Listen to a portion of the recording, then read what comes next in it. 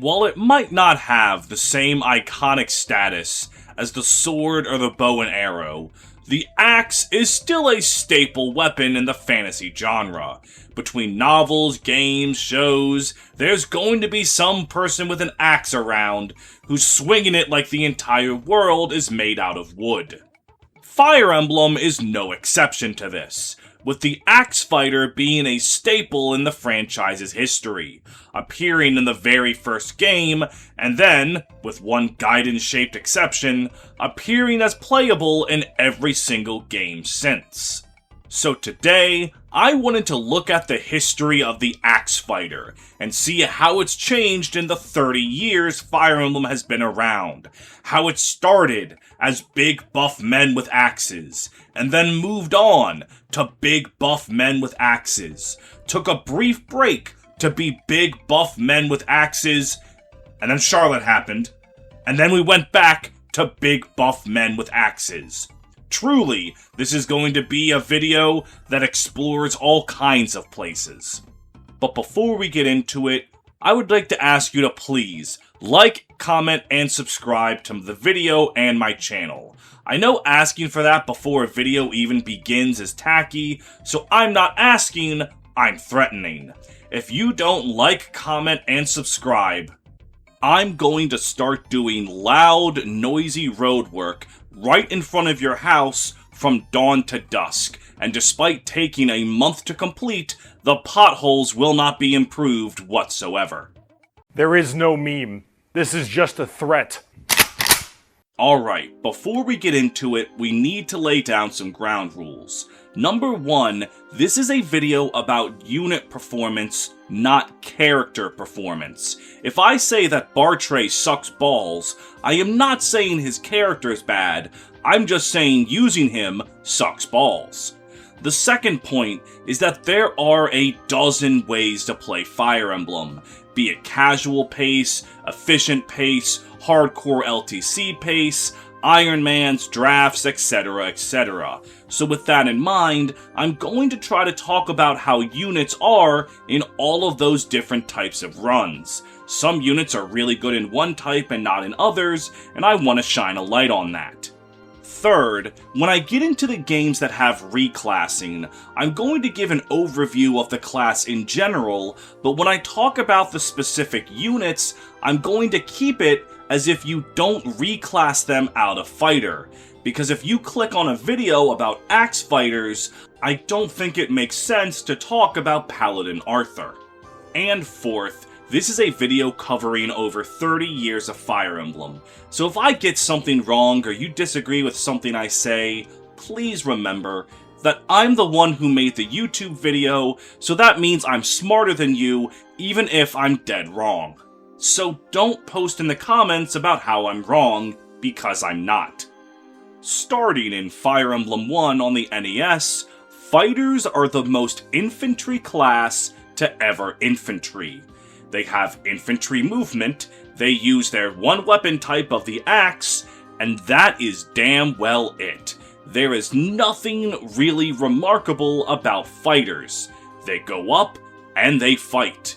And when I say that's all they do, I mean that's all they do. Because fighters in Fire Emblem 1 cannot promote. There is no such thing as a Fire Emblem warrior.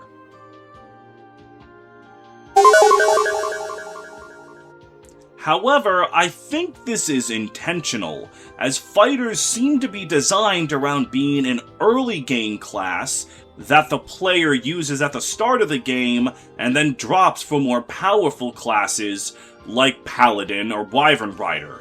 Not only because they don't promote, but because their weapon type of axe doesn't even have a silver version.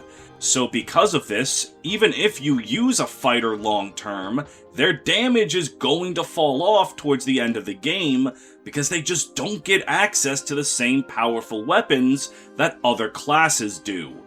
Granted, steel axes do possess a decent amount of power, and with the armor effective hammer, they can take care of armor knights in ways that other characters might struggle to, so there are things that they can do, but they just are not meant to be a late game class. So, alright, their weapons aren't very good. The class doesn't promote and thus struggles behind promoted classes. Is there anything going for the fighter class? Yes, they can be funny. Because starting as early as Chapter 3, the player gets access to the strongest weapon in the entire game, the Devil Axe. This weapon has 20 base damage, and in a game with very low stats like Fire Emblem 1, your fighter will be able to one-shot, or damn near one-shot, almost anything in the game with it. The trade-off is that it has a 21 minus luck % chance to backfire and deal the damage the fighter was going to do back at the fighter. It is an axe that can single-handedly save your life or instantly kill you, and because of that, it is one of my favorite weapons in the entire series, because even if you die to the Devil Axe, it's instant comedy, because it's funny. You killed yourself with your own axe, and that's just wonderful. Pick it up. Pick it up. Moving on to the player fighters, normally I do separate bios for each individual character, but given that you get all 3 fighters in the game on Chapter 2 at the exact same time, I'm just gonna cover Barst, Board, and Cord all at once. All 3 of them serve their role as early game meatheads very nicely. They have good damage, pretty good bulk, they'll stick around and be useful for a few chapters, but once you start getting Wendell and Hardin and Merrick, they're going to hit the bench. Barst may be hitting the bench a little later than the other 2, but eventually hitting the bench nevertheless. If you want to use them long term, their growth rates actually turn them into frontline tanks, with the best HP growths in the entire game, and the best defense growths in the entire game. So they actually will become very difficult to kill on the front lines, even more so if you feel like throwing a talisman their way. And as I've said in videos past, Fire Emblem 1's map design has a lot of places where a defensive playstyle can work, a lot of 1 or 2 tile-wide choke points that you could slap a leveled up fighter on, and he's probably going to do a good job. But this is only something that can be done if you have to use them, with either an Iron Man context, a draft context, or if you just enjoy the fighters, because there are much better units at doing what they want to do. The fighters are really designed to be used early, and then get put on the chopping block. Nah? Chopping block? You know, because they're woodcutters?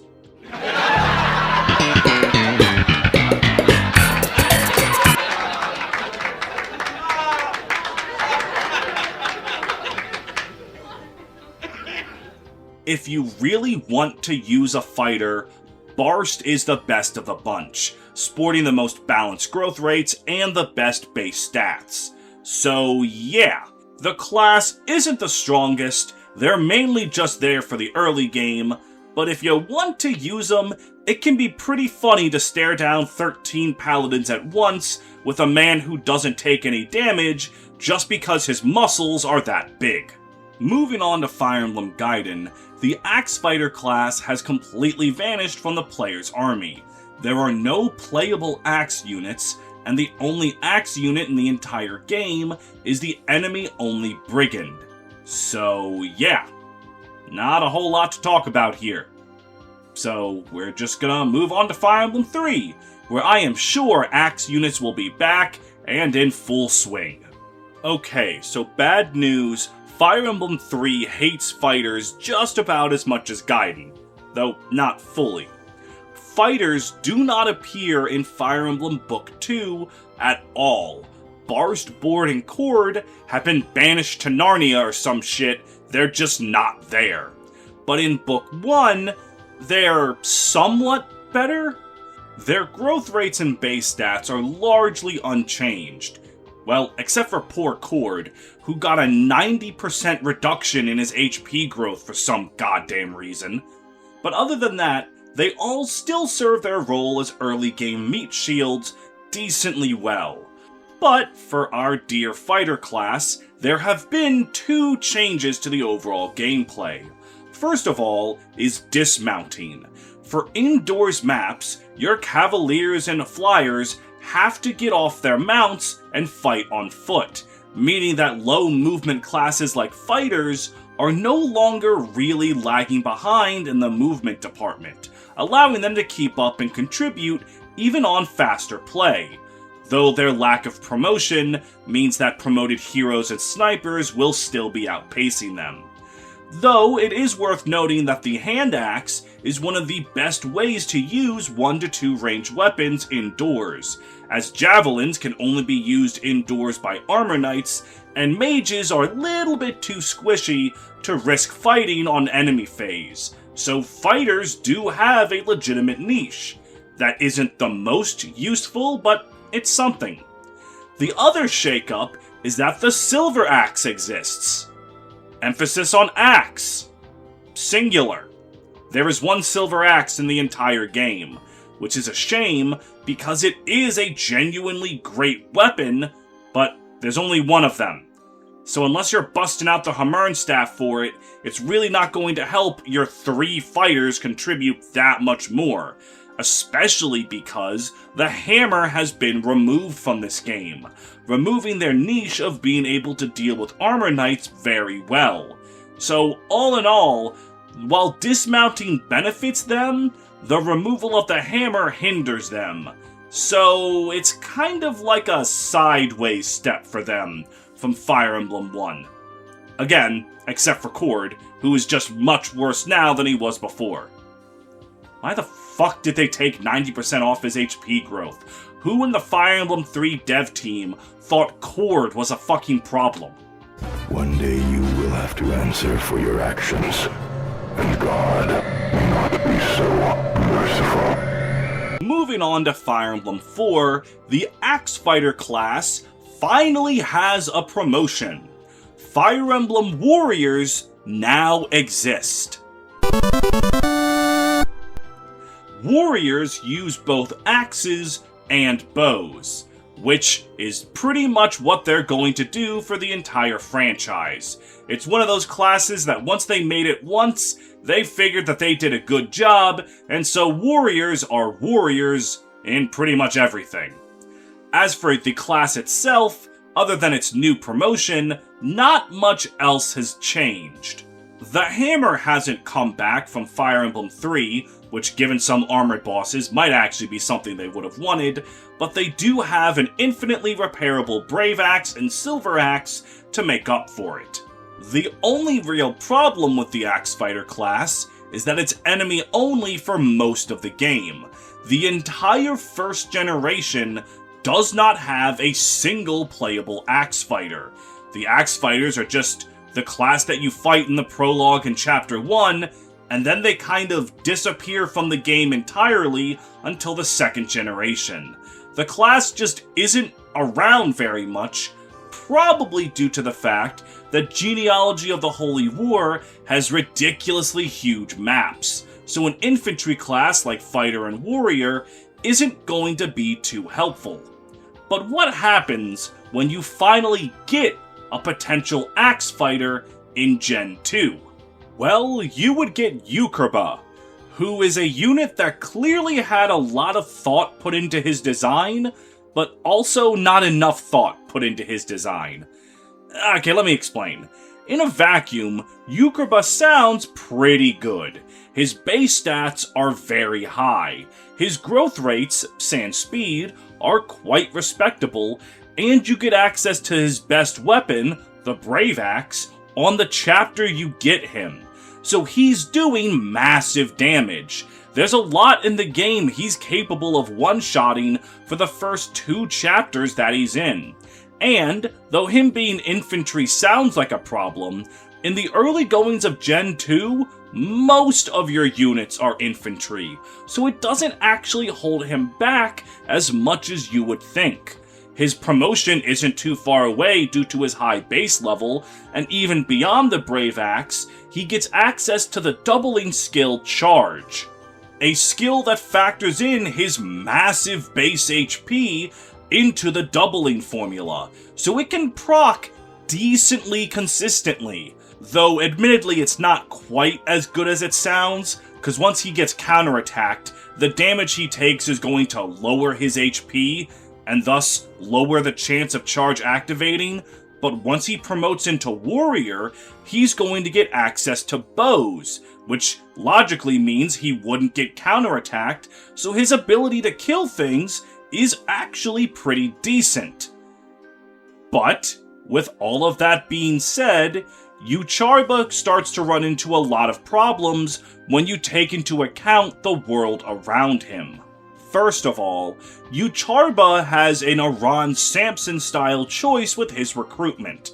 You can either pick to recruit him or his brother Yuchar, and Yuchar is on a mount, which, as I've said before, is very, very important to genealogy. Now, like I said, there is some thought put into Yucharba's design, because while he doesn't have a mount, he is statistically superior to his brother, and his skill of Charge is more useful than Yuchar's skill of Vantage. And on top of that, recruiting Yucharba gets you access to the Nosferatu tome for Julia, which is much better than the Aura tome you get for choosing Yuchar. But all of that has problems with it as well. First of all, though it's clearly designed for you to get the Nosferatu tome if you recruit Yucharba, you can still get it, it's just more annoying to get it if you recruit Yuchar. So that advantage for him doesn't really exist. And on top of that, he's not so much better of a unit than Yuchar that it makes up for the lack of a mount. Because while a cost is nice and his stats are good, it is still relying on an inconsistent skill for him to kill anything past Chapter 7. So, in the grand scheme of things, Yuchar being able to dish out some Brave Axe chip and then move to safety, or just position himself better with the rest of your cavalry, is going to matter more in the end than Yucharba's admittedly better combat. And to be frank, neither brother is really that amazing once you start getting monsters like Ares and Shannon, so they both kind of fall off later on anyways, so he's really not that good. The only niche I can think of is specifically for ranked runs, where his ability to kill enemies in the arena means that he can get experience easier, which matters for that one specific type of playstyle. Other than that, he's there for Ironmans and drafts. He's really not going to see much use after Chapter 7. But I will admit, Yucharba is useful for Chapters 6 and 7. That is a whole 2 chapters, which if we convert that from genealogy economy, is like 6 chapters, which is more useful than a lot of other units in the franchise, so I'm gonna say he does his job well. Fighters just were never going to be very good in genealogy due to their very large map size, so that's about all Yucharba could hope for. Thankfully, Fire Emblem 5 is a very, very good place for the fighter class, and really just axes in general. In Thracia, fighters have had their promotion adjusted. Warrior is now the promotion for the Brigand class line, and fighters promote into heroes, getting access to swords and axes. And in Thracia, there's a lot of very, very useful swords. So really, this is a net positive for the class. And on top of that, the class line benefits from a lot of Thracia's mechanics. Dismounting returns from Fire Emblem 3, meaning once again, their ability to fight indoors is better than a lot of other classes, and due to the capture and fatigue mechanics, the fighter's natural stat line shines much more. Capturing requires a high amount of constitution to capture an enemy and steal their items, and since fighters have a naturally high constitution, that benefits them. And with the fatigue mechanic, a unit will eventually be too tired and have to be benched for a chapter. But how quickly a unit becomes fatigued is based on their HP stat, and fighters naturally have a lot of HP, so they just really are going to be a consistent unit, either being on the front lines and not getting fatigued, or supplying support and capturing enemies. Fighters are very, very competent in Thracia. And who else to show off the class first but Osian, one of the strongest units in the entire game. Recruited on Chapter 1, he has very competent base stats and the skill Wrath, which, how it works in Fire Emblem 5, is if the unit's attacked, their counterattack is a guaranteed critical. No HP threshold, no only boosting crit by a % chance. If you get hit, you crit. That easy. But even when he's not defending, Osian has a follow-up critical coefficient of 3, meaning that on his second attack, his crit chance is tripled, meaning that even if Wrath isn't activating, he's usually critting enemies to death anyway. And as if all of that wasn't enough, Osian has a proof weapon that he gets on the first map of the game, the Vogue, an axe that gives him a massive crit boost, great damage, and also is 1 to 2 range. He has this personal hand axe that perfectly complements his gameplay style of being a massive crit machine. Good availability, good bases, good growths. Osian is one of Fire Emblem 5's strongest units. He might not reach the upper echelons of staff utility or Dagdar, but he is really, really damn good and is used in almost every playthrough of FE5. He's just an amazing unit. Unfortunately, the other Chapter 1 fighter is Halvin, and he is a truly tragic unit. It's not that he's bad, in fact, he's quite competent, but the problem is, he's boring. Halvin shows up with competent base stats, decent growths, and, admittedly, a very solid follow-up critical coefficient of 4, meaning his crit chance is quadrupled on his second attack. He also possesses the skill Vantage, which has a 100% chance to let Halvin attack first when he's attacked, pulling an FE12 Lunatic Reverse on the enemy.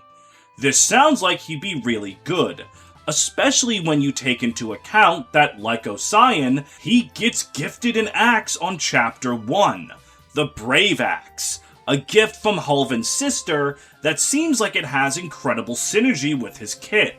As a brave weapon, he'll get 2 attacks in with Vantage when an enemy attacks him, meaning he can potentially kill an enemy on the enemy phase before they even hit him. And with his follow-up critical coefficient of 4 and how brave weapons work, both attacks of the Brave Axe on his counterattack get the 4 times crit buff, meaning Halvin should theoretically be able to kill almost anything just like Osian. But he has a big problem. The Brave Axe is not actually a proof weapon for Halvin. It can be taken off of him and given to Osian or Dagdar, and that means he doesn't have it as a niche, because while it does synergize well with his skill set, it also synergizes really well with Osian doing a fuck ton of damage. It synergizes really well with Dagdar's impressive base stats and his charge skill. And the best usage of the Brave Axe, in my opinion, is to take it off of Halvin and put it in the Monster Escape arc for Dhalsim, who can do a lot of work with it at the hardest part of the game. Halvin isn't even that terrible. If you train him up, his stats will be good, his class is good, and Vantage can come in clutch a lot of the time. But he's just surrounded by units that do something more than him.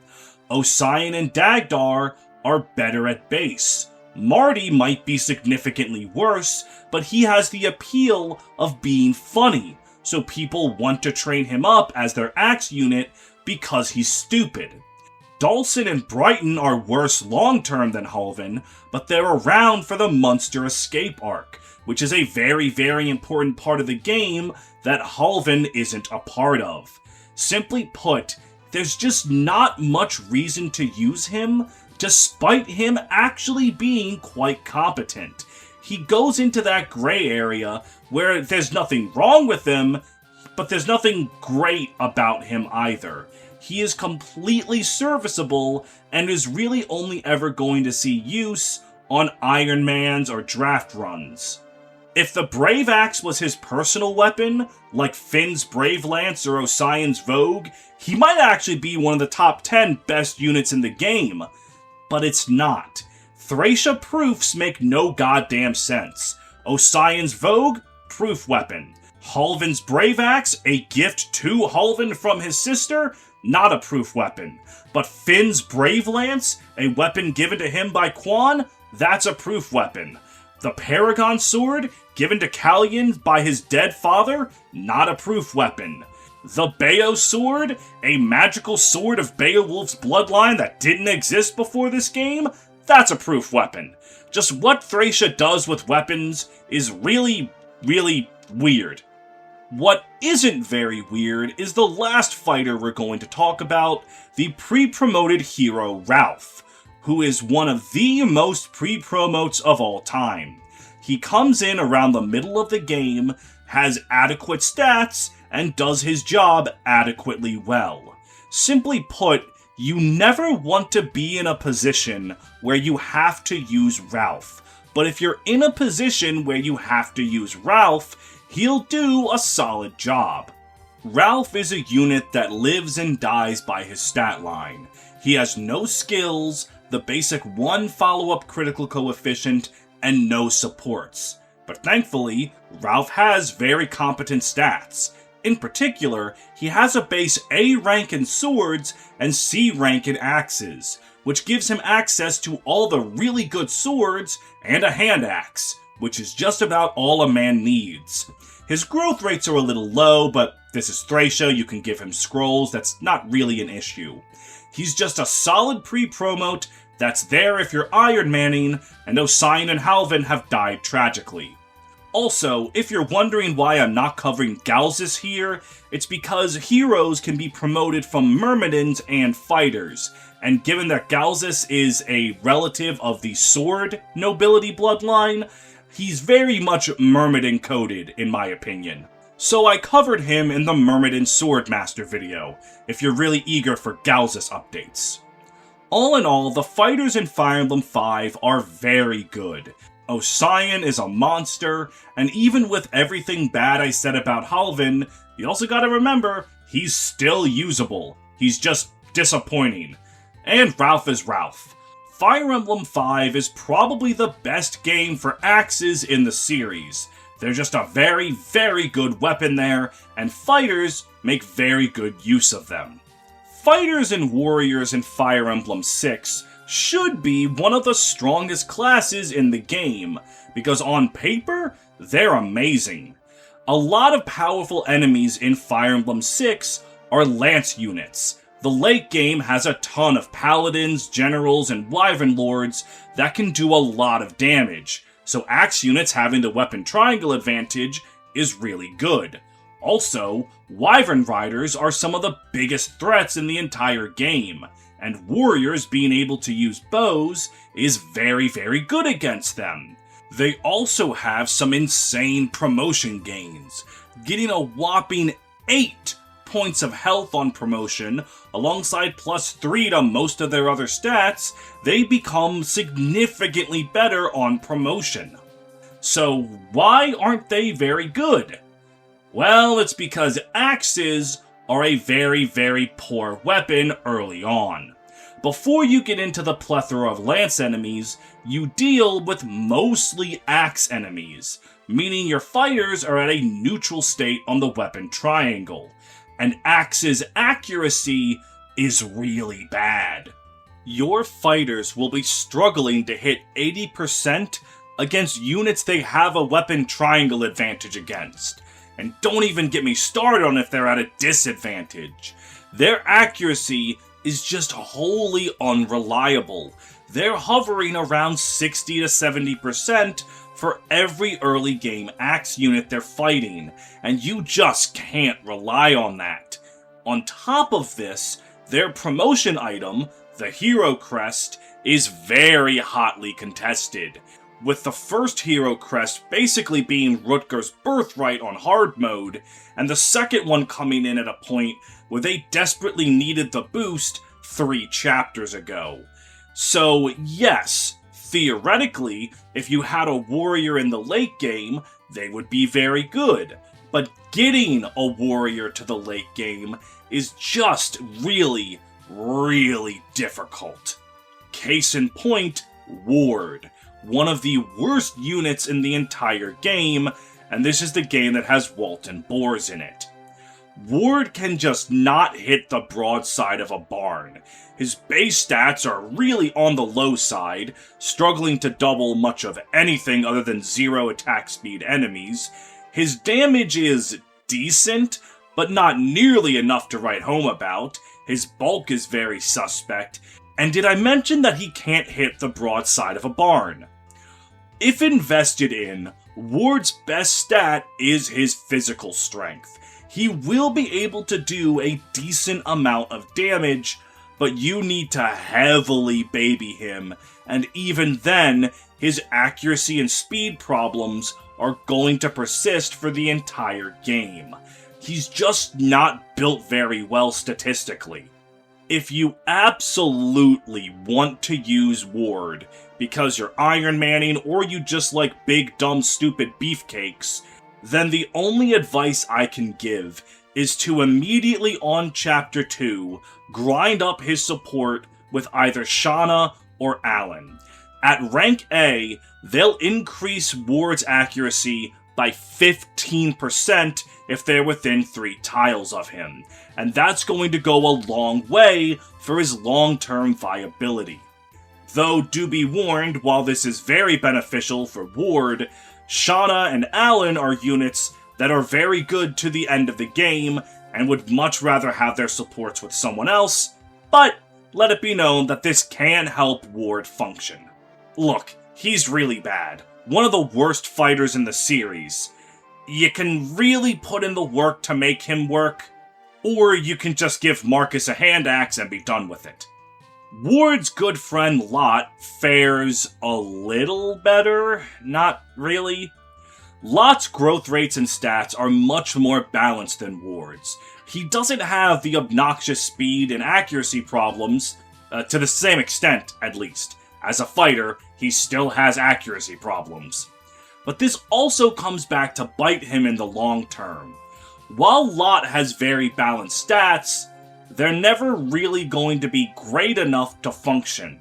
Sure, he has a very good HP and defense stat, so he can be decently bulky, but not bulky enough to leave on the front lines with reckless abandon. His speed will often be enough for him to not get doubled, but not really enough for him to double anything. And his strength combined with Axe's might is usually going to be enough to do damage, but never enough to kill anything. Lot is a jack-of-all-trades, master of none. He just doesn't excel in anything, but if you're playing on lower difficulties or at a slower pace, his average stat line might be enough to get you through the end of the day. The only problem with him is his affinity is anima, which means he does not get accuracy on supporting with people. He needs to rely on his partner to get accuracy, which is the difference between an A rank giving Ward 15 accuracy and an A rank giving Lot 7 accuracy. If Lot had an accuracy boosting support, there could actually be some kind of valid strategy to support both Lot and Ward in the early game to help them pitch in, but sadly, Lot was born under the wrong star. Before I move on though, that's Lot and Ward as individuals. As a collective, there are 2 things to keep in mind for them. The first one is that Chapter 4 has a lot of very deadly cavalry, and you get a halberd on Chapter 3. With this, they do play a very important role in stopping Eric's cavalry from shoving their lances up your asshole. It's not a very reliable role, but them one-shotting those cavaliers is very useful. And if you are going the B route in the Western Isles, Lot and Ward are required deployments to upgrade items you get from villages. In Chapter 11b, Lot and Ward's sisters each occupy a village each. If they're visited by someone who's not Lot and Ward, you'll get an elixir or an door key.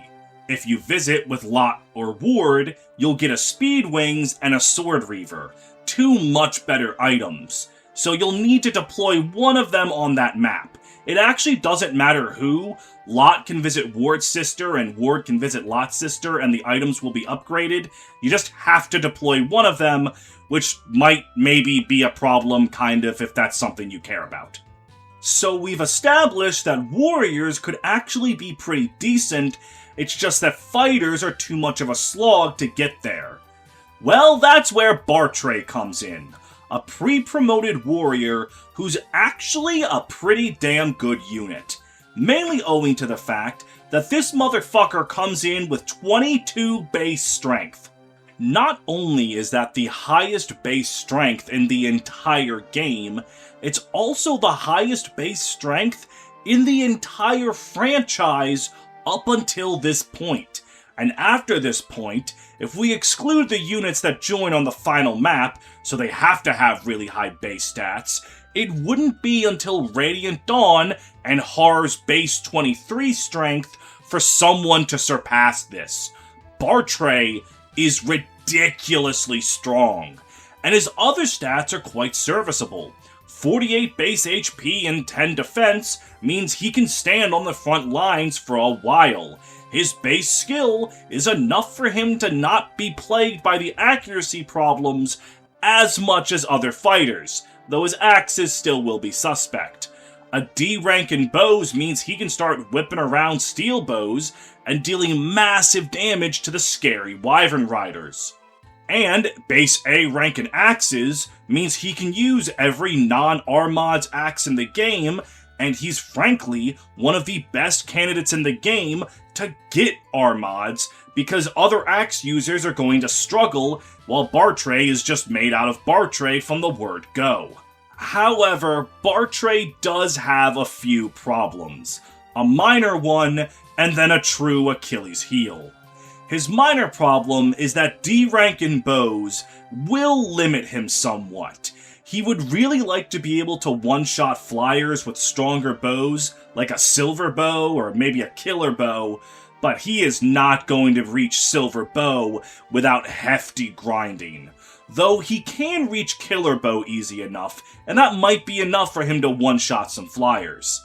No, Bartray's real problem is his base 10 speed. That's high enough to avoid getting doubled for a while, but it is not nearly enough for Bartray to double enemies himself, and the farther you get in the game and the higher enemy stats get, the more that 10 speed is going to be a problem. And his 30% growth rate isn't god-awful for the time, but it certainly isn't good either.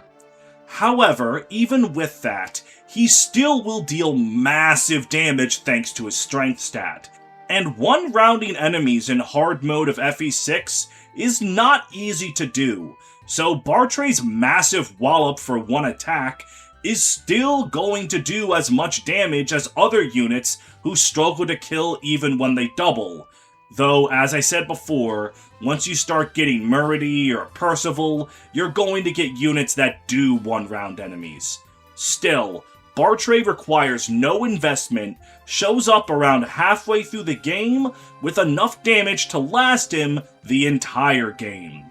He's not necessarily amazing or anything. Personally, I'd say he's like a B, B+, probably B- kind of unit, but he proves that if warriors didn't have to deal with fighters early game, they could be a really good class. But Alas, the fighters do have that abysmal early game. So if you want to use a warrior in FE6, just use Bartray. And if you want to use one for the whole game, save a speed wings or two for him. I feel like the class could be so much better than it is, but they're really held back by the poor stat line of Lot and Ward, and the poor accuracy of axes. If only those issues could be fixed, the class could excel beyond just the pre-promote in the middle of the game. Hopefully, Fire Emblem 7 will fix these issues.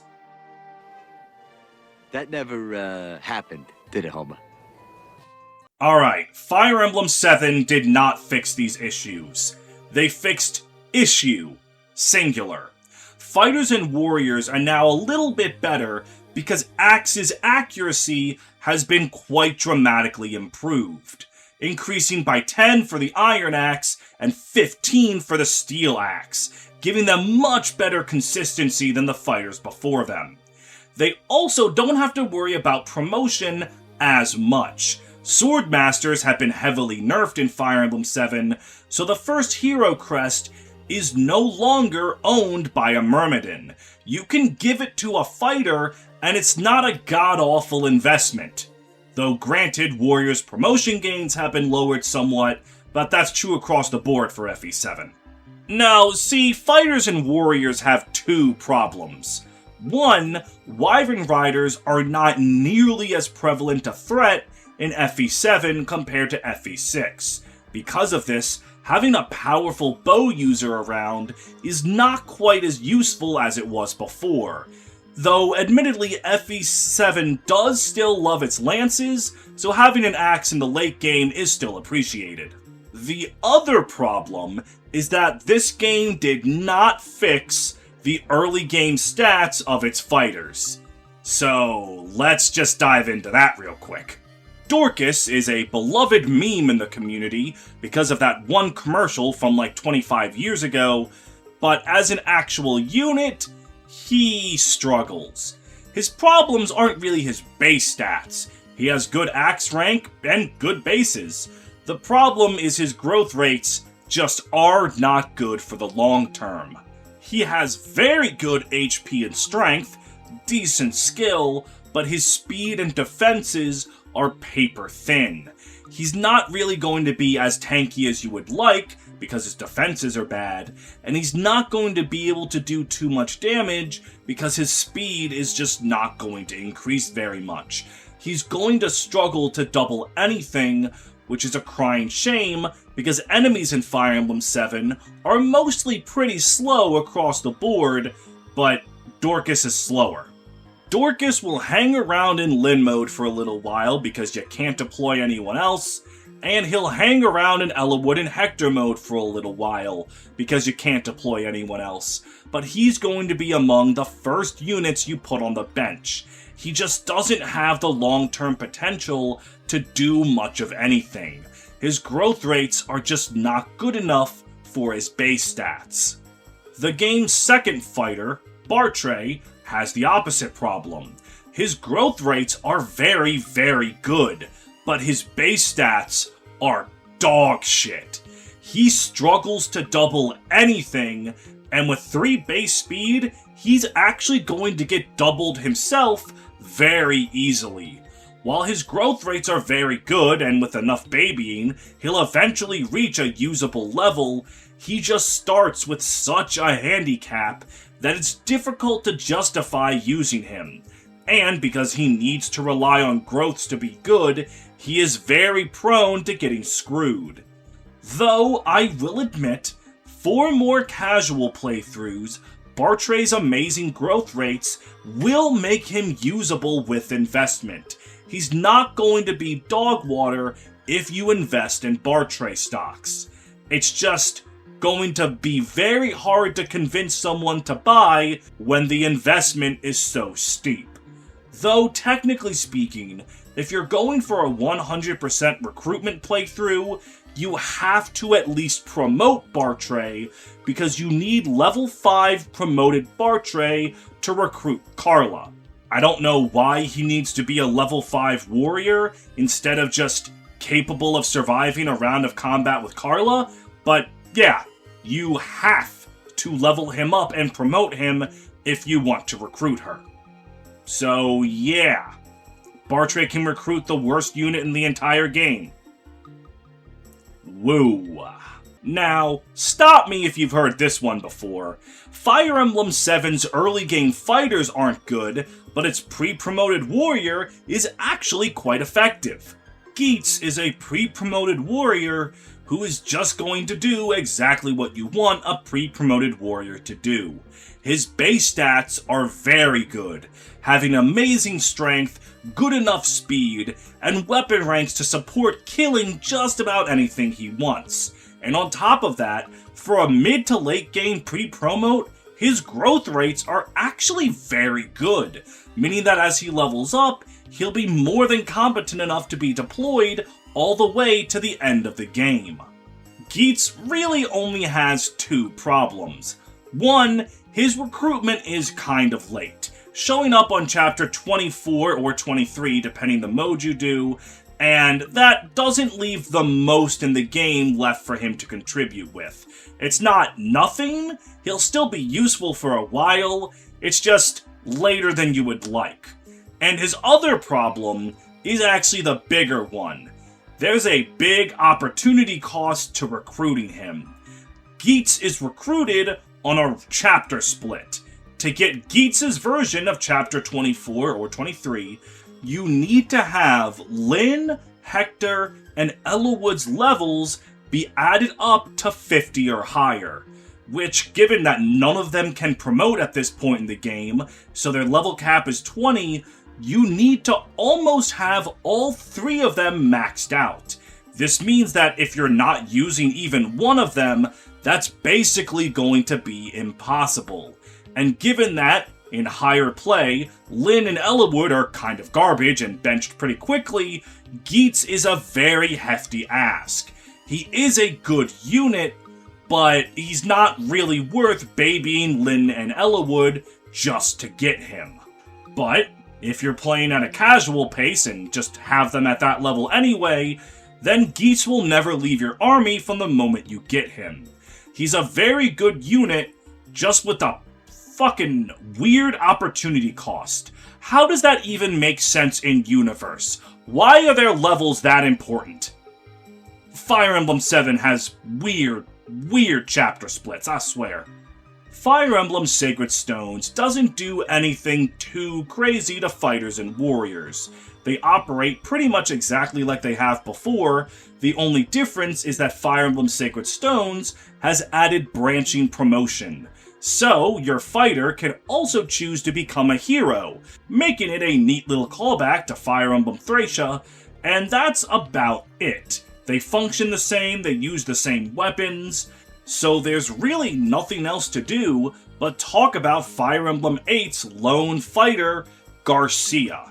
He is a man that is victim to the problems that many a unit before and after him are plagued by. Really good stats, except in the one that arguably matters the most. Garcia shows up very early into the game with enough base stats to reliably tank and damage enemies from when he joins for quite a few chapters. He has very respectable bases, and his growth rates are also quite solid, giving him very good bulk and very good strength. But it all comes tumbling down with that abysmal 20% speed growth. While his base speed of 7 will last him for quite a long time, it is not going to last him long enough. And that poor growth rate means he's going to stop doubling enemies the longer the game goes on. Though there are some ways to fix this. Choosing to promote him into a hero instead of a warrior will grant him 2 more points of speed. And if you give him a speed wing for another 2 points, that might help tide him over for the whole game. And if you get him the S-rank Axe Garm, that gives a +5 speed bonus. So Garcia can be made to work, but there are much better options. Any work you put into Garcia can just be done by promoting Gurik into a hero, or just by using Dussel. He's not terrible if invested in, and it's not particularly difficult to make Garcia good, but in a cast like Sacred Stones, where the enemies are fairly weak, and you have so many units that are stronger with a much easier investment cost, Garcia is not going to be used a lot of the time. He's not terrible, it's not hard to make him work, but why make him work when you can just throw Fran, Seth, and Vanessa at everything? The only thing to note about fighters in Sacred Stones is that it's weird that there's only one of them. Fighters consistently had a small handful of units in every game outside of Genealogy, and now there's just Garcia. I mean, I guess you can promote Ross into one, but most people make him a pirate. And this trend's gonna continue for quite a bit. Fighters are going to be in steady decline as the series goes on, with you only getting one or two of them for pretty much every game from here on out. I don't know why fighters have been looked down upon so much, but them's the breaks. Well, the good news is that fighters and warriors are actually pretty good for Fire Emblem Path of Radiance. This is mainly because axes are the best weapon type in the entire game. Remember how I've said FE6 and 7 loves lance enemies? Well, Path of Radiance really loves lance enemies, so axes are in high demand. And with the easy access to forging, any kind of accuracy or weight problems can easily just be hammered away. So axes are cream of the crop. Granted, fighters are probably the worst users of axes, because Path of Radiance is very, very mount dominant, with Udral-style Kanto allowing them to use all of their movement after attacking, so it's usually better to give axes to Dragon Riders or Paladins, but that doesn't mean fighters can't make good work of them. And on top of that, their bulk is quite appreciated. Enemies in the higher difficulties of Path of Radiance are really tanky, and most units can't one-round them. So a beefy class like Warrior, who can stand on the front lines, take a hit, and give a hit, is quite appreciated. The only real true bad thing I can say about Warriors that really isn't even that bad is that they by far have one of the worst mastery skills in the entire game. Most mastery skills are a fuck you die button, but Warrior's master skill, Colossus, just increases their strength by 1.25 times. Which, isn't nothing, but isn't something either. And you also need to have more constitution than your opponent for it to work. Why does an effect that weak have a stipulation like that? I mean, lethality, the instant kill skill, doesn't work against every enemy. Alright, sure, you can't lethality bosses, that makes sense, it instantly kills them. Why is increasing your strength by 5 points something that needs a drawback? That makes no goddamn sense. That aside, let's talk about Fire Emblem 9's lone fighter, Boyd. He's recruited on Chapter 1, and makes a good argument for being the best infantry unit in the entire game. His combination of using axes with good growth rates and good bulk means he can contribute for the entire game. He can easily be rescue dropped onto the front lines where he'll soak up plenty of damage, dish out plenty of damage, and again, due to FE9 enemies being quite tanky, he can fulfill that role much better than in games where you just want someone to kill everything for you. If there is anything about Boyd that sucks, it is his early game. His base stats make his early combat a little shaky. On average, he should very easily break out of that, but that does mean there will be some playthroughs where he'll just be screwed and not that helpful. It isn't quite as bad as, say, Edward in Radiant Dawn, who becomes completely useless if he doesn't get lucky early levels, but if you're not pure of heart, Boyd might suck for you, and that is a little unfortunate, but on average, he should eventually grow out of his early pains and become a very, very good unit. Good damage, good bulk. He can technically perform a triangle attack, but that requires using Rolf, which you shouldn't do. But if you do use Rolf, then Boyd can do a triangle attack for a bazillion damage. Nothing much to say other than he's probably the best fighter in the series since Osian, and frankly, I think you can make a solid argument that Boyd is the best fighter in the entire franchise. Though Osian gives him a run for his money, and someone we'll talk about later also puts in a fight. Moving on to Radiant Dawn, fighters actually get a little different here. They have a new Tier 3 class, the Reaver, which functions like all the Tier 3 classes in Radiant Dawn. Nothing really that different, they just exist because most units in Radiant Dawn start in Tier 2 anyway, so Tier 3 is basically Tier 2.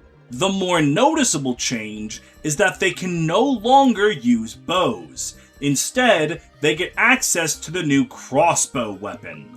What crossbows do is they have very, very high base strength and incredible base accuracy at the cost of not getting more damage with your strength stat. Crossbows deal set damage. This actually makes them a little better in certain circumstances, because with weapon effectiveness, it triples the weapon's might. So since crossbows have ridiculous might, you're going to be dealing upwards of 80 damage to flying enemies with it, which will one-shot pretty much everything, and is the only thing that kind of keeps Tabarn in check in Part 4. Beyond that, fighters are still about the same as they were in Path of Radiance. Axes are a very good weapon type, you're going to want to have one around, you probably want to use an axe on a paladin, but fighters are still more than capable. And you'll be pleased to know that Colossus no longer sucks balls. It now triples your strength, doesn't care about constitution, and can deal a little bit of bonus damage depending on how high your strength is relative to enemy defense. It is now, like every other mastery skill, a fuck you die button. The first fighter you get in the game is Nolan, a very, very interesting unit to talk about. He is one of the only members of the Dawn Brigade capable of doing anything. His base stats are some of the best among them, and his growth rates are very well balanced. He's going to level up very well. His only real problem is that for some goddamn reason, his base weapon is a steel axe, and steel axes weigh him down, so that can kind of be a problem early on, but the second you get forges and iron axes, that's no longer going to be a problem. Because he's one of the few Dawn Brigade members worth a damn, he's going to be pretty heavily invested in, because his only real competition for investment is Jill and Soph, and maybe Edward if he's popping off for you. Nolan also has one of the strongest support affinities in the game, Earth, giving 7.5 points of avoid for every rank. This is very significant because in Part 1, Zahark and Volig also have an Earth affinity, so if you grind up their support early on with Nolan, they'll be giving each other a potential 45 more evasion, which is absolutely ridiculous. So he can feasibly get to Warrior by the end of Part 1, which is very, very important because he is capable of one of the best strategies in the Dawn Brigade's Part 3 maps. You get the skill Beast Foe in the coin map, which gives him weapon effectiveness against Beast Lagoos. So you give him a crossbow when he's a warrior, and like I said, that triples the damage of the crossbow, and then he can start one-shotting the cats and tigers in Part 3, which is something almost no one else can do. This one thing Nolan can do in this one map is more important than like 85% of Radiant Dawn's roster. Nolan has his role in the Dawn Brigade, and he will do that role very, very well. If you want to bring him all the way to the end of the game, you can do that too. His stats are more than competent, but his main claim to fame is being really useful for the Dawn Brigade, while Edward and Jill are trying to get to the point where they can contribute. Nolan is babying them, protecting them, and then while most people will leave Nolan to the wayside once the end of the game starts, if you like him enough, he will put in the work the whole way through. Not the craziest unit, but the one that shows up when it counts. The other fighter you get in Radiant Dawn is Boyd, coming back, and he's a little weaker in this game. Though funny enough, it's because he has the same problems that he did before. They're just harder to work around. Boyd's growth rates will make him a very, very good Reaver, and more than capable of being taken into the tower at the end of the game. He just starts very spotty, and Radiant Dawn, by the time you get him in Part 3, is not a place where you want to deal with someone who's spotty. Boyd desperately needs some lucky speed level ups early on to be able to contribute as Part 3 goes on. If he gets them, that's great. His good damage and good bulk will carry him for the rest of the game. But if he just doesn't get those speed level ups, he's going to stop being able to do any meaningful damage, and then it's going to be even harder to level him up, and then he's just not going to be worth it at all the longer into the game it goes. Because of this, Boyd is arguably the unit in Radiant Dawn that benefits the most from transfer bonuses. There's a mechanic in Radiant Dawn where if you have a GameCube memory card plugged in with Path of Radiance data, it'll read that data, and then if a unit capped their stats at level 20, they get +2 to them in Radiant Dawn. So if you have a level 20 Boyd in Path of Radiance with capped speed, which isn't that unlikely to have if you've been using him, then he gets that speed in Radiant Dawn, and that makes him much, much better. Most people leave out transfer bonuses when talking about Radiant Dawn units though, so maybe don't think about that too hard when ranking him, and just stick to the idea that he just needs good level ups his first 3 levels. If he gets those, he's fine. If he doesn't get those, fuck. Moving on to the remakes on the DS, fighters as a class have actually been quite improved. The addition of the weapon triangle completely fucks over sword units, but since a lot of enemies in Shadow Dragon use lances, axes are now in demand. Though your starting axe fighters do still have some problems. Not Barst, I'll get to him in a moment, but Board and Cord kind of have opposite problems. Board has a very impressive C rank in axes, allowing him to use the hammer at base and decimate the scary armor knights, but his growth rates are pretty poor and he's not going to help as the game goes on. Cord has really good bases and growth rates, but his base axe rank is E, limiting his ability to help early on. Though if you want to use Cord, you can train him up and he will end up being pretty good. Kind of funny how they have the inverse problem, but both of them cower in the face of Barst, who is dramatically improved in Shadow Dragon. Not only is he allowed to promote now, but his base stats and growth rates are now very useful, especially on higher difficulties. His bulk is very good, his speed will be very effective, and his damage, especially if given a hammer or a poleaxe, will be some of the highest in your army. He is just a damn good fighter. And even if you want to opt to use Minerva or other axe users as the game goes on, Barst will still play a pivotal role in the absolute hell that is Shadow Dragon early game. So he gets a gold star for that, if nothing else. Admittedly though, while warriors aren't bad, if you want an axe unit, you're probably better off reclassing them into hero, because hero stats in Fire Emblem Shadow Dragon are just busted, but that's neither here nor there. If you want to stick with warrior, the class can really shine now. And there's even a new warrior unique to Shadow Dragon. As one of the final guided map recruits in the entire game, Ymir is serviceable. You need to have only 15 units alive by the end of Chapter 20 to get him, and if you're doing that, you're a monster. But also, Ymir will do good enough. He's good at what the guided maps are intended to be. Backups where you can get easy experience and a new unit if you have been struggling and getting a lot of units killed.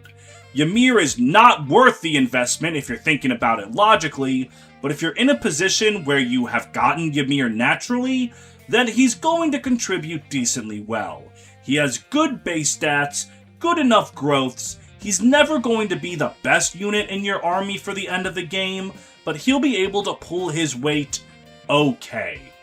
I'll be honest, I have no idea really how to analyze the Shadow Dragon Gaiden recruits, but hey, Ymir is usable. A benchmark that is famously, surprisingly difficult to clear. Heading into New Mystery of the Emblem, fighters exist again.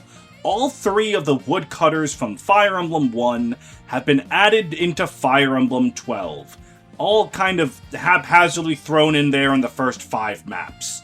They are basically the exact same as they were in Shadow Dragon.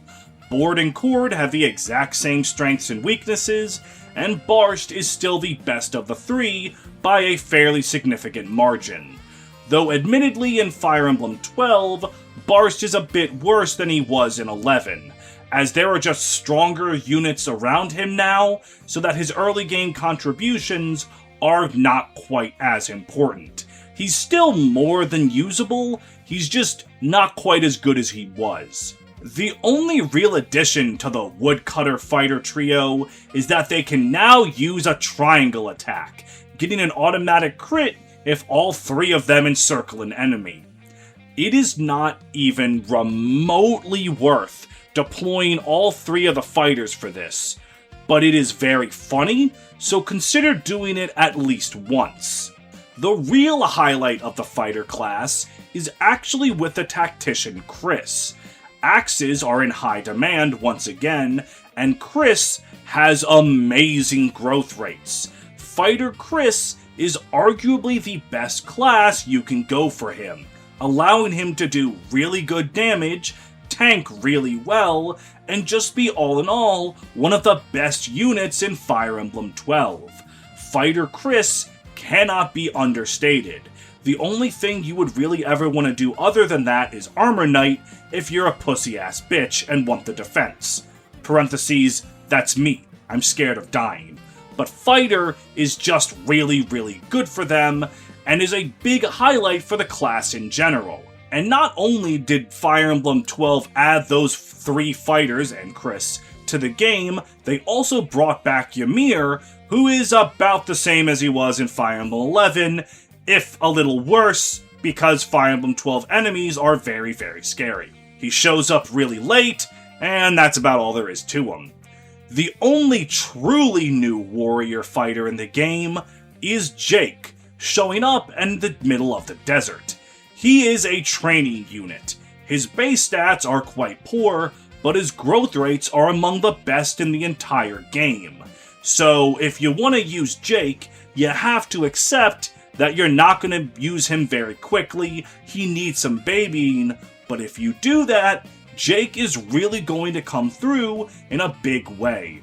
I also really like why Jake is a warrior, because ballisticians were very, very good in Fire Emblem 11, but the class doesn't exist in Fire Emblem 12. So rather than just get rid of Jake and Beck, they just changed them to bow adjacent classes, warrior and horseman. I think that's a very fun way to bring them back, even though their class is gone. And a lot more dignified than Radiant Dawn just cutting Largo's arm off because Berserkers don't exist in that game. So, yeah, Jake. Not the greatest unit for efficiency's sake, but if you want to level him up and baby him, you'll get a good return on investment. All in all, Fire Emblem 12 is a good place for fighters. Barsht is once again quite usable, Chris is incredibly powerful if made a fighter, though you're probably going to want to be a hero for better speed. That's just how the speed stat works.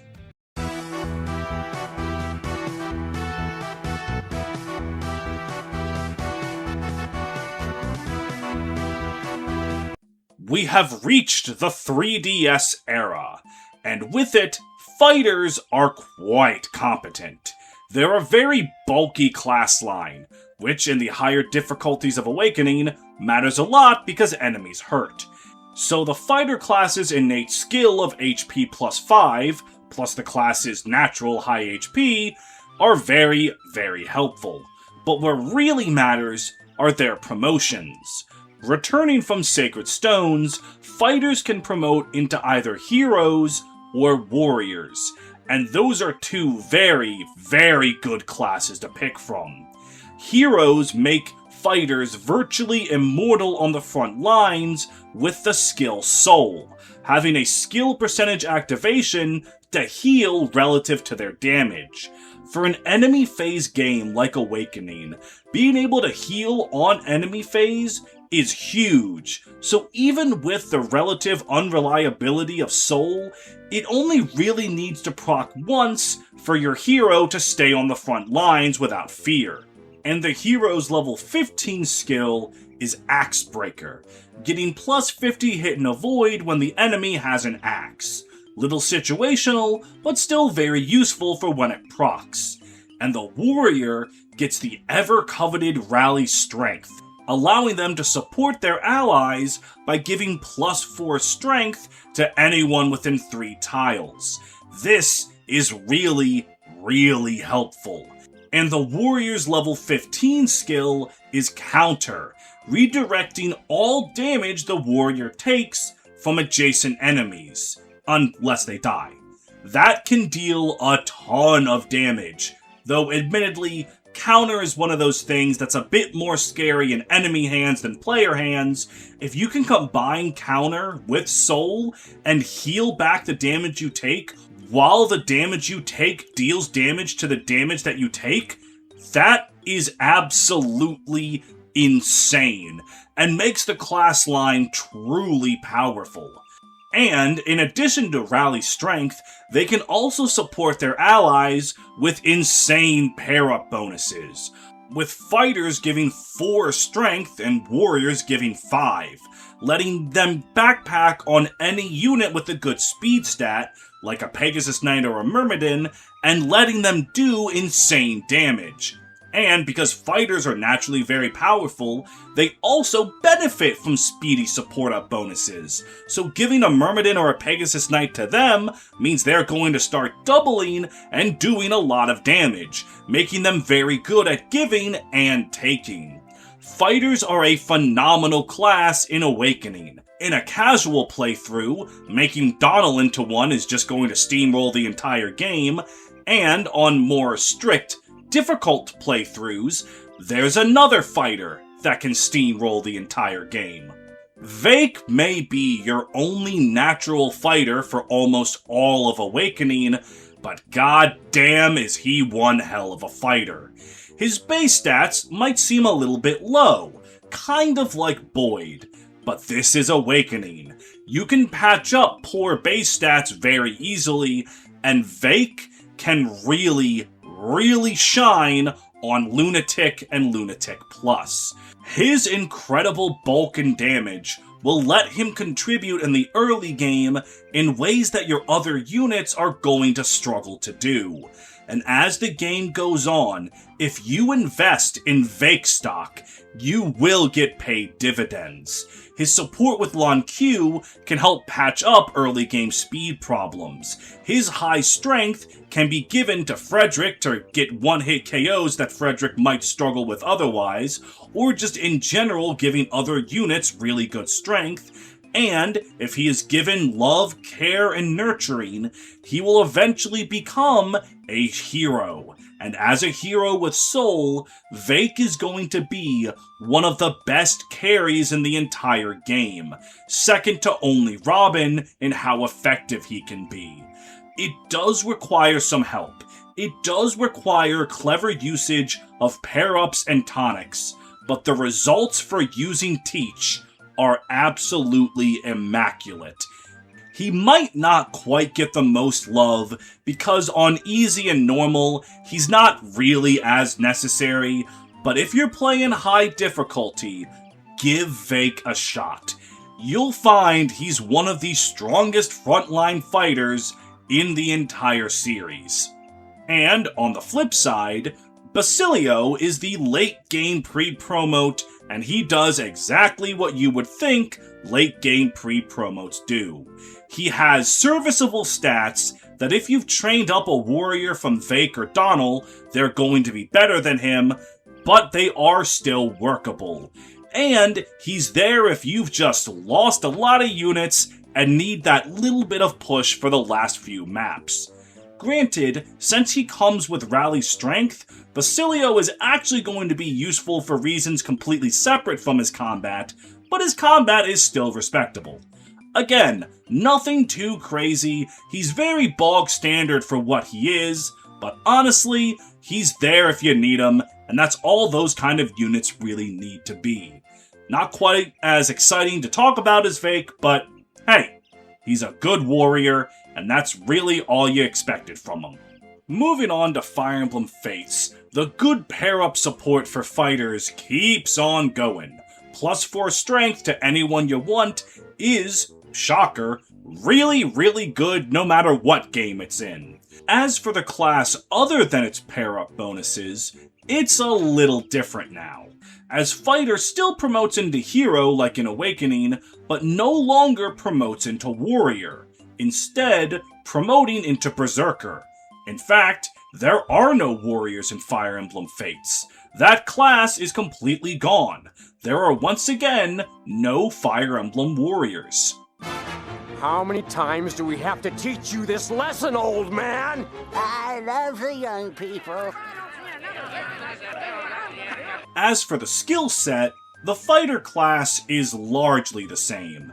They still get HP +5 at base, though instead of getting crit +5, they now get gamble at level 10, offering an impressive +10% crit boost at the cost of -10 accuracy. Heroes are literally unchanged. Swords and axes, they give Soul and Axebreaker, still really good, but literally the exact same as the game I just talked about. Berserker is kind of a combination of Warrior and Berserker from Awakening, having rally strength like Warrior before them, and getting Axe Fair like Berserkers in Awakening, granting +5 strength when equipped with an axe, making them both a very useful support tool with their incredible pair-up bonuses and rally strength, while also letting them cave a man's skull in with Axe Fair. Fighters in this game are usually best spent with their incredible pair-up bonuses, so Berserker is generally recommended for being able to lay down some wickedly good support. But a good class doesn't mean anything if the units can't take advantage of it. So how good are the fighters? Well, Arthur is the first fighter that you can get, and he is useful, if not incredible. As an actual unit to use, he's okay. His stats are okay, his growths are okay. If you level him up and turn him into a hero or a berserker, he'll do okay. His personal skill and god-awful luck, while being true to his character, can put him in dire situations, lowering his already low crit avoid, but lowering all the enemies' crit avoid can have its usefulness. No, what makes Arthur good in Conquest is the support utility. He gives great strength pair-up bonuses early on, he can be promoted into a Berserker for rally strength, which can be very helpful, and deep within Arthur's ballsack is the ability to make Percy, who, while being a very competent unit in his own right, isn't entirely why that's a good thing. The real reason is that Percy's paralog has a lot of money in it, and in Fire Emblem Conquest, you are doing anything you can to get your grubby little hands on any money you come across. So Arthur opening up this paralog is a great mark in his favor. Though, due to his mediocre stat line, most players are just gonna slap him onto Effie, let them get enough support for her to give birth to Percy, and then Arthur's going to get benched for more useful units. He has a very good role supporting in the early game, and if you want to use him long term, you can. There are just a lot better options than Arthur. And in Revelations, Arthur is basically the exact same thing. Revelations also wants all the money it can get its hands on, so Arthur unlocking Percy's paralogue is still good, and he shows up 7 chapters later, but only 1 level up away from promotion, so he retains his ability to be a useful support unit. Once again, his not the greatest growth rates and stats are going to hold him back, but in Revelations, he's almost the exact same unit, you just get him later. He's marginally worse than he was in Conquest, but is still useful at what he did in Conquest if you want to use him in Revelations. Now, I know I covered Charlotte back in the Berserker video, but that was only the 2nd episode of the series. I didn't realize this would become one of the biggest series on my channel at the time, so I just want to give Charlotte another quick look over, because she is a fighter, and she's one of my favorite characters in Fates, so she gets to get looked at twice. Unfortunately, while I do love Charlotte, she isn't the greatest. She does have competent stats if trained, but in Conquest and Revelation both, she comes in a lot later than you would like a unit who needs to level up a bunch to show up. On a casual playthrough, this is fine, and Charlotte will become a very powerful Berserker. But on more serious and efficient playthroughs, Charlotte is mostly going to do what Arthur does, be a very useful support unit with Rally Strength and Berserker pair-up bonuses. And that really isn't bad at all, it's just something Arthur was already doing. Though, Charlotte, much like Arthur, has a secret superpower. While Arthur's ballsack held Percy, Charlotte's womb holds the ability to make really anyone good. Charlotte is one of the best mothers in the game for the skills and stats she can pass down. So even if you have no intention of using Charlotte long term, using her long enough to get her hitched is a very valid strategy. In particular, Xander makes for a very good recipient of Charlotte's support bonuses, so if you just slap her onto him, at the moment, he appreciates the strength very well, and in the future, Siegbert appreciates the strength very well. Yes, I know, this is another unit review that sounds like eugenics, and it is eugenics. It's just what Fire Emblem was built on in this era, and we're gonna have to live with it. But still, eugenically speaking, Charlotte passes down some great stuff, so it's worth it to use her at least in the short term. And in Revelations, she shows up on the exact same map as Arthur, so like, she kind of does the same thing, so yeah, not much to add. Arthur and Charlotte basically do the same thing, with very little in terms of differences. Before we move on to Fire Emblem Echoes, I want to go over Birthright and its Oni Savage class line, because it's the fighter equivalent for Hoshido, being an infantry axe class, and, to be frank, if I don't talk about it here, where the fuck else am I going to talk about it? The Oni class line is actually quite good, being very, very bulky, and gives the exact same amazing 4 strength and pair-up that fighters give. Their skills lean more towards being support. Seal Resistance lowers resistance by 6 after they fight something, allowing an ally mage to come in and sweep up, and the Shove command, allowing them to shove any unit 1 tile forward. Pair up usually means movement isn't an issue, but there are plenty of cases where a quick shove can be very helpful. On promotion, they get access to the amazing Oni Chieftain class and the god-awful Blacksmith class. The Oni Chieftain line uses axes and tomes, a very useful combination of things to have for mixed damage, and having access to the Horse Spirit tome as a bulky class line means that they can really take a lot of punishment. Their skills can also be quite helpful. Death Blow gives them 20% crit when they initiate an attack, and Counter works just like it did in Awakening. And combine that with an Oni Chieftain's ability to be really bulky, that can lead to them being amazing frontline units. Blacksmith is, widely considered to be the worst class in Fire Emblem Fates. Its stat line isn't that good, with an emphasis on bulk, but also it's not really as bulky as Oni Chieftain, and while it does have a very useful Lancebreaker skill at level 15, its level 5 skill isn't the most useful, giving you a luck percent chance at getting an iron weapon when you kill an enemy, which that technically prints money, but this is a Birthright class, and Birthright gets plenty of money, though if you get it in Revelations, there's better ways to get money than to handicap yourself with a weak class. Still, Oni Chieftain is very solid and makes the class worth using. And the lone Oni Savage in all of Fates is Rinka, who is a very, very solid infantry unit.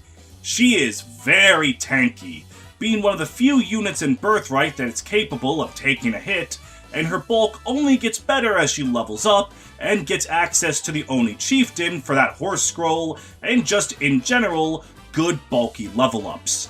Her strength can be a little suspect, despite what her abs might tell you, but she still is strong enough, and her personal skill helps circumvent that, giving her +4 strength whenever she's damaged, which, as a frontline tank, she's basically always going to be damaged, and hell, an HP level up will activate her skill. Combine that with very, very good availability in Birthright, and solid stats to pass down as a mother, she's going to be a very good unit for Birthright. She's the best recipient of the Bolt Axe, bar none, and she can do really, really good mixed damage, and also tank a hit. She's just kind of the complete package. There's nothing that Rinka does that's especially bad. She's just good at everything, and that makes her a pretty good unit. Unfortunately for Rinka, her stats are much worse in Revelation. Not in the sense that they're different, Rinka's base stats are the same, it's more so that Revelation's enemies are a lot stronger. So she is actually not even tanky at all on that route, and her strength is a real issue. She can't tank nearly as well, she can't deal damage nearly as well. Without the buff of being in Birthright, Rinka really struggles. She's a useful early game pair-up bot because of +4 strength, but she really doesn't have any use beyond that in Revelations. The class is still strong in that game, it's just strong when you make Hayato into one. Hayato. Moving on to Fire Emblem Echoes, the Axe Fighter class once again does not exist. Moving on to Fire Emblem Three Houses, fighters get a huge shakeup with the addition of a new weapon type, Gauntlets. Gauntlets are designed to be player phase monsters. All gauntlets have an innate brave effect to them, allowing you to attack twice before the enemy can hit you once, and if you're fast enough, quadruple attack them. The class line gets a lot of combat arts built around doing a lot of damage, and there's a lot of ways to buff your attack during the player phase to make them true monsters on the battlefield. Gauntlet users can be a complete delete button.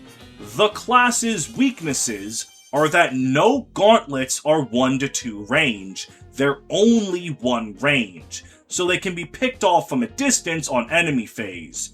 And on enemy phase, if they're attacked, gauntlets do not get their brave effect, and without it, you realize just how low might a lot of gauntlets are. So they are player phase delete buttons, and on enemy phase, try to trade an axe into a unit's active inventory slot. The reason I want to bring up this new weapon type is because axe fighters and grapplers start and end up in the same place. They both start with the fighter class, and at the end of the game, they're both in the War Master class. So it makes sense to me to cover grapplers because they and warriors are one and the same in this game. The only difference is that fighters take an axe-dominant path to get to War Master, going through the Brigand and Warrior class lines, while Gauntlet users go through the poop from a butt and Grappler class lines. To go into the classes themselves, we're going to start with Fighter. It's your bog standard infantry class. You go into it if you want to use axes or gauntlets, you use it until you master it, and get the movement skill Shove for some support, and Strength +2 for a little bit of an early game push. Nothing much to say here, it's just a stepping stone into greater classes, and once you hit level 10 and get access to the intermediate classes, focusing on axes will get you the Brigand class line. I went over this in my Berserker video, but this is one of the best class lines to be in the entire game for physical units, because they get the skill Death Blow, and unlike giving a crit bonus like in Fates, in 3 houses, it gives +6 strength when you initiate an attack. If you're doubling, that's +12 damage. An axe user wants that because that's a lot of damage, and a gauntlet user especially wants that. Because of their innate quadrupling, that can be an extra 24 damage. Every physical class wants to take a step in Brigand to get this skill. It is so ridiculously powerful. And if you want to focus on gauntlets, you get shit from an ass. I mean Brawler. In my opinion, Brawler is the single worst class in the entirety of Fire Emblem 3 houses. What does it do? Well, it gives you the ability Unarmed Combat, and when mastered, lets you use Unarmed Combat on other classes. What is Unarmed Combat?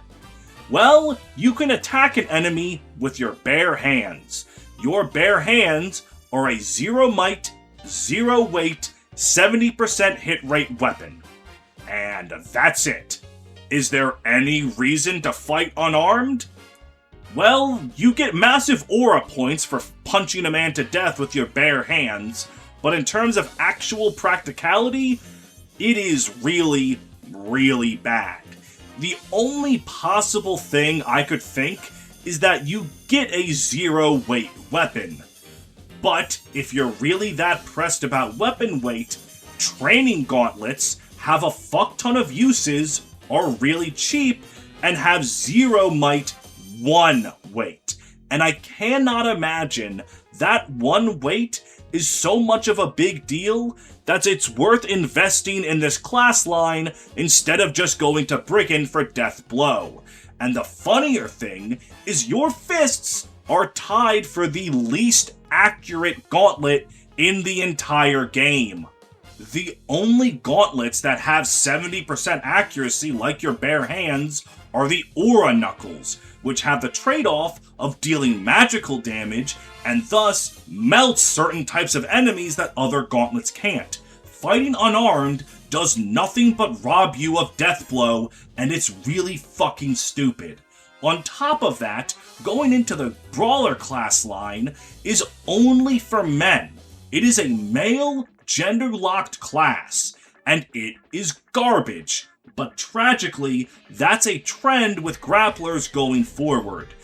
All base game gauntlet classes, with the exception of Fighter, are male only. This isn't too bad, because Warrior and Brigand are very good classes anyway, so a female gauntlet user can still be good, but it does mean that War Master is completely locked off to them. And there are some units, namely Hilda, who really would have liked to be a War Master. So not only is this class garbage on a functional level, it's also misogynistic.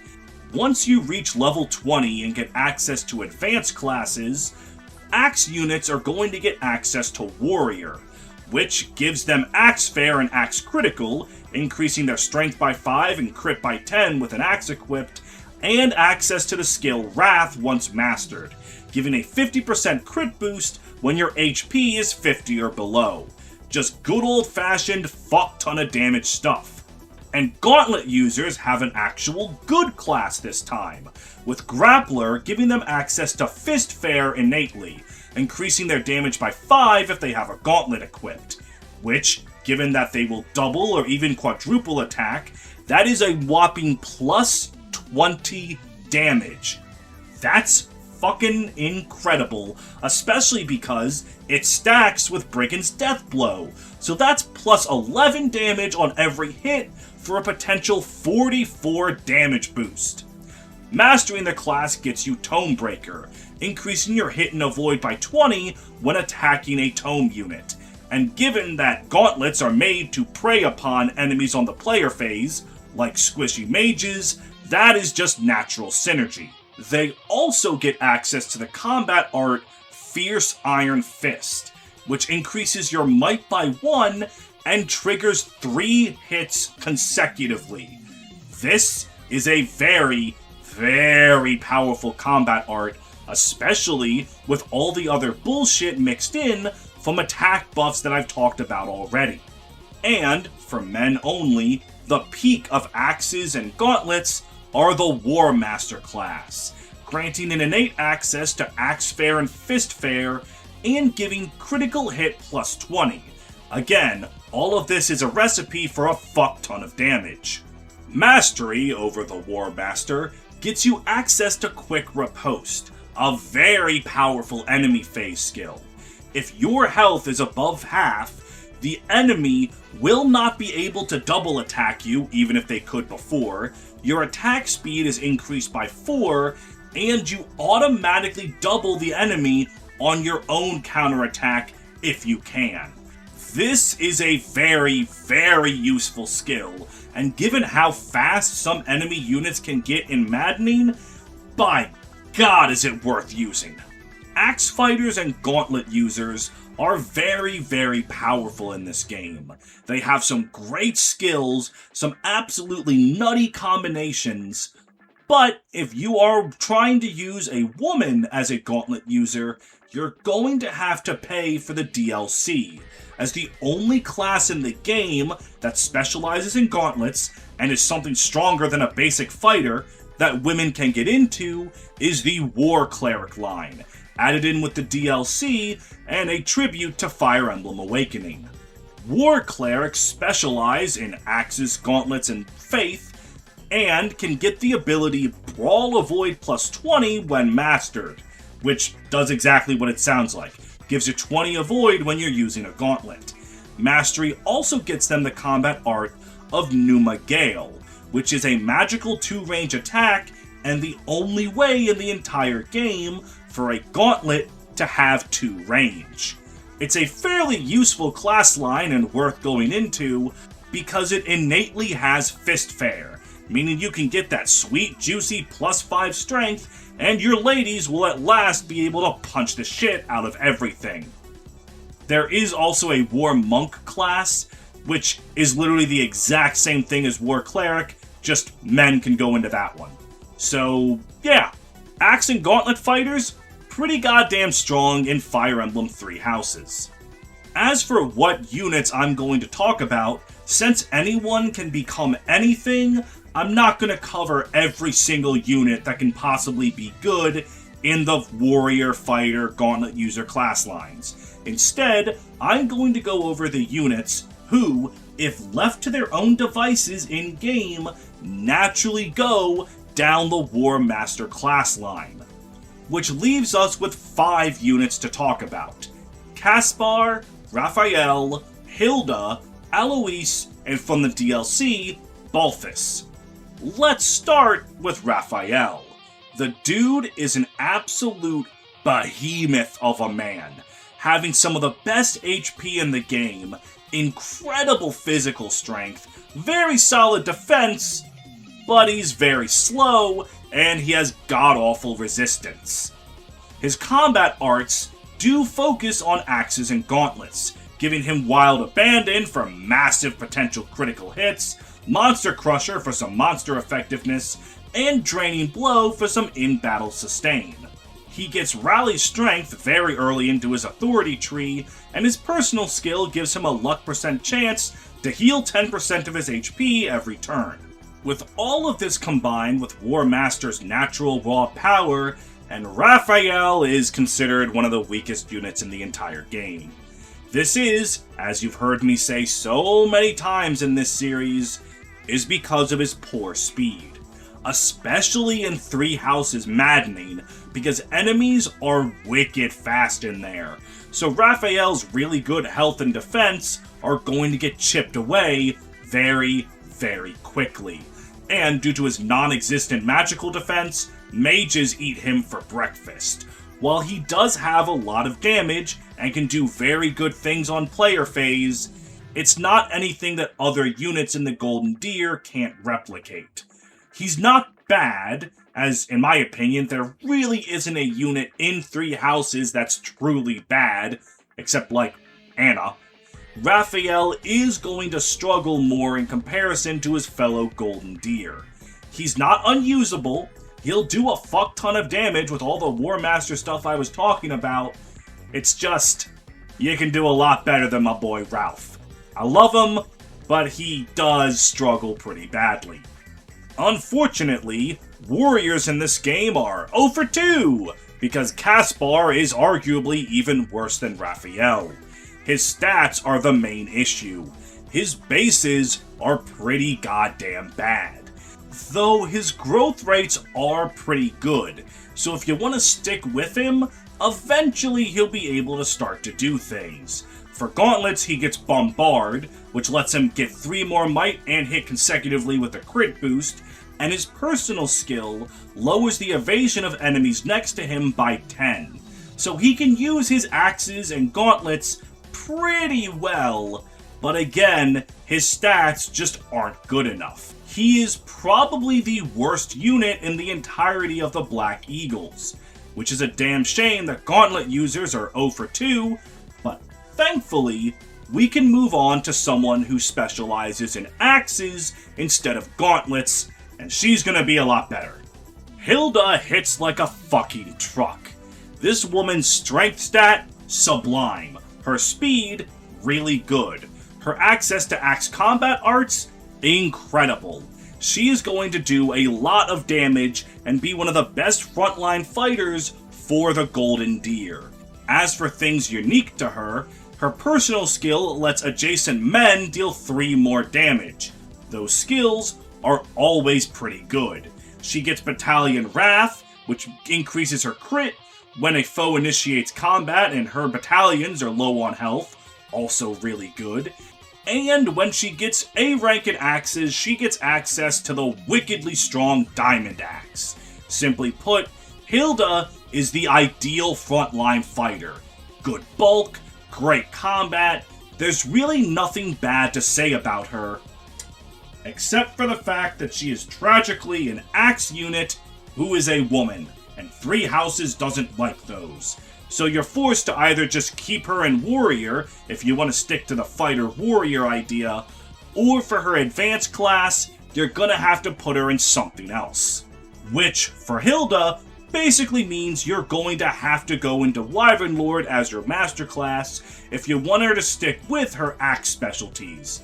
Because the only master classes that use axes that women can become are Great Knights and Wyvern Lords, and Hilda's really good speed completely goes to waste in Great Knight. Granted, Wyvern Lords are fucking broken as hell, but this video's not about Wyvern Lords, it's about warriors. And Hilda, while allowed to be a warrior, is not allowed to be the warrior's masterclass of War Master, and she would really, really like that. Still, that doesn't mean Hilda's bad. She's going to be an incredible powerhouse for your entire Golden Deer playthrough. Gonna do a fuck ton of damage, and that's really all you want an axe specialist to do. Moving on to the faculty, because Blue Lions doesn't have anyone that wants to be a warrior or war master, we have Alois, who functions a lot like mid-game pre-promotes of ages past. He has good stats. If you use Alois, he can do a lot of damage with all the synergies that the War Master classes work with, but if you've trained up a War Master, they're probably going to be better than him. Still, he has easy access to rally strength, and just because of how much damage a War Master is allowed to do, he can do a fuck ton of damage. His only real downside is his late join time compared to everyone else in 3 houses. And as a faculty member, he doesn't have the failsafe that stops him from getting blank level ups. So that's gonna happen at least once, and you're gonna feel sad about it. Still, Alois is the kind of unit that there's not much to talk about. He's solid, nothing more, nothing less. Just a good backup plan if things start to go horribly awry. And, coming in at the buzzer with the DLC, we have the man that makes the War Master class for students truly shine. Balthus. He is an incredibly powerful unit, having very good physical attack, very good HP, usable speed, good defense. He's basically Raphael with the speed stat. His personal skill grants him strength and defense +6 when he's at half health or less. This is a little dangerous because mages will absolutely set his ass on fire, but due to his good defense, HP, and the skill itself giving him more defense, he can stick around at half HP no problem, and giving him +6 strength, on top of Savage Blow giving him 6 strength, and on top of Fistfare giving him 5 strength, Balthus is deleting everything that dares to look at him. He is incredibly powerful, has a very good join time if you've cleared the DLC. He's just damn good. If you want to use a War Master, what you do is you go grab Balthus, and then you take Raphael or Caspar out of your everyday lineup and put Balthus in there. And he will do the work. He was made for the War Monk class, but his magic isn't that good, so instead, he's just the champion of War Master. He also gets a plethora of very powerful combat arts. He's got Diamond Axe like Hilda, but it learned way earlier at C+, Armored Strike that lets him use his high defense stat for more damage, Draining Blow for some sustain if he ever gets too low on health, Mighty Blow for gauntlets. He's just that powerful. He is one of the best units for player phase damage and cannot be overlooked. At the last second, Fire Emblem Three Houses gives us a unit who actually shows off what the War Master class can do. It's a little tragic that the innate War Masters aren't that good, but War Master is very good for units that don't necessarily go into it normally. Felix, for example, is canonically a Mortal Savant, but if you make him a War Master, he's gonna fuck some shit up. So keep that in mind when I'm talking about the units that are of classes in this game. Sometimes classes just don't shine with their natural units. And sometimes, Balthus saves the day.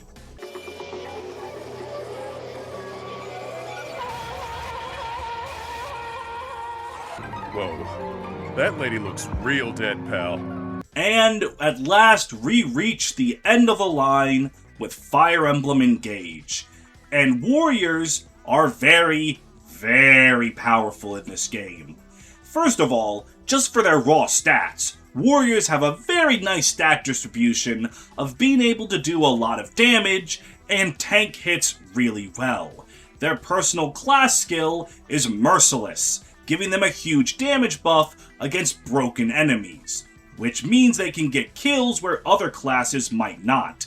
Their unit type is Backup, which allows them to perform chain attacks. Basically, if a unit could attack an enemy with their currently equipped unit, when another unit attacks them, they do a chain attack which deals 10% of their maximum HP. This is a very powerful effect, especially when you consider you can chain attack an enemy with multiple backup classes. So if a warrior is standing near them, and a halberdier is standing near them, and a second warrior is standing near them, that is 30% of their HP potentially gone. Warriors in particular have a base C rank in bows, meaning they can equip a longbow and give you chain attacks from goddamn Narnia. As for emblem support, you can kinda do whatever the hell you want with a warrior. Lyn is probably the best emblem for them, because her ability to give speed is going to mean that they can put their high strength to good use, but really, every single physical unit can do good with Lyn. She's kind of busted. That being said though, just give whatever physical unit you want. Warriors really don't need that much help, so they have a lot of flexibility in what you want them to do. Simply put, warriors are very, very good. One of the best infantry classes in the whole game, and something that's worth considering reclassing a lot of units into. Panette, Marin, they'll do great if you make them a warrior. However, how good are the fighters and warriors that you get normally, without reclassing? The first fighter you get is Bosharon, who is an incredibly remarkable out of 10. He's not god-awful, but his stats do have some problems as the game goes on.